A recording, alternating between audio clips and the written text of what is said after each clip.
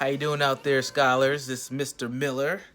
Hope you're doing well on this beautiful day. Today, we are going to talk about stress. I'm stressed out doing this video. Some of you may know what it is, some of you may not, but we've all felt it. So what is stress? Stress is when you're worried or uncomfortable about something. This worry in your mind can make your entire body feel bad. You may feel angry, scared, frustrated, or afraid, which can actually give you a headache or stomach ache. Why do we get stressed out, Mr. Miller? Well, I'm glad you asked. There are numerous things to get stressed out about. Things like your homework, or maybe it's a bully in your school or in your neighborhood that's making you stressed out. Or maybe it's your teacher or your parents. You stress them out too. Maybe you're stressed out because you feel like you just don't fit in.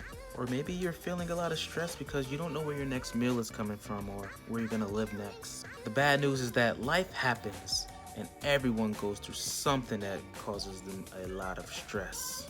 But with every piece of bad news, look around the corner, there goes the good news. Oh, what is this? Look what I found. Some good news. So the good news is that there are things that you can do to decrease your stress levels no matter how high they are. Do you know any of these techniques?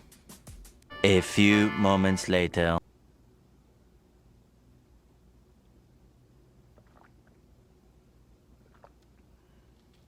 Number 1, breathing. Now I know what you're thinking. Mr. Miller, I breathe all the time. I don't stop. How's that gonna help me decrease my stress levels? I know you weren't thinking that. But if you were, there's a big difference between our regular breathing and the breathing technique we're gonna learn today. This is called belly breathing. First thing you do is put one hand on your chest and your other hand on your belly. When you're breathing in, you want to feel your belly rise. When you breathe out, you want to feel your belly flatten. Only the hand that's on your belly is moving. Make sure the hand that's on your chest is not moving. Repeat for 10 breaths. 10 breaths.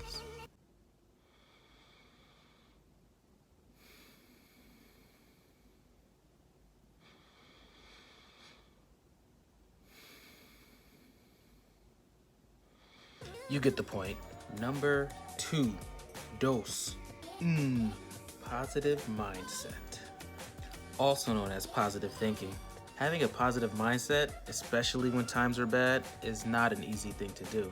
But like anything we do in life, we have to practice at it to get really good at it. What's really, really dope about a positive mindset, instead of focusing on the things that stress you out, you focus on the things that make you happy. And boy, does that make a huge difference in your stress levels.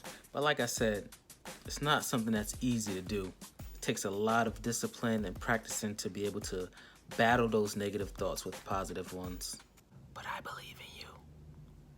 So the next time you want to be friends with a group of people who don't want to be friends with you, focus on your friends. Focus on the people who do want to be friends with you, even if it's one friend. Next time you think about the work you have to do in class, think about how fortunate you are to be able to do the work to get your education, to be whatever you want to be in life. Yeah, think about it like that, huh? Yeah. Try not getting your education. Whatever it is, replace I can't believe I have to with I can't believe I get to. Bars. You'll probably understand that when you're older. And last but not least, number 3, use a stress ball. Or create one if you don't have one. What is that? You don't have one, you say? Not a problem. Ain't no problem.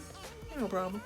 I'm gonna teach you how to make your very own stress ball in 4 or 5 easy steps. Follow me. First, you'll need a funnel, some rice, and a balloon. If you don't have a funnel, you can make one out of a piece of paper. Just search how to do that on YouTube. First, you take the balloon and securely put it at the end of the funnel. And then you take your mama's good rice and you pour it down the funnel, filling up that balloon.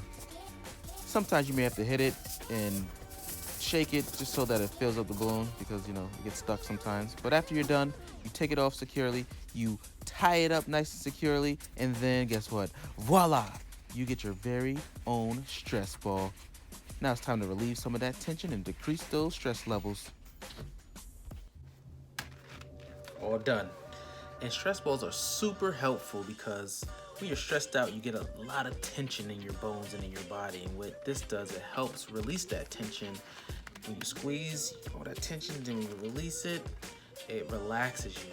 It's amazing how it works. Something so simple as a stress ball can really help relieve a lot of your stress. I'm probably gonna play with this thing until it breaks. Speaking of breaking, to ensure that all the rice doesn't spill everywhere if this breaks, use another balloon to cover this balloon.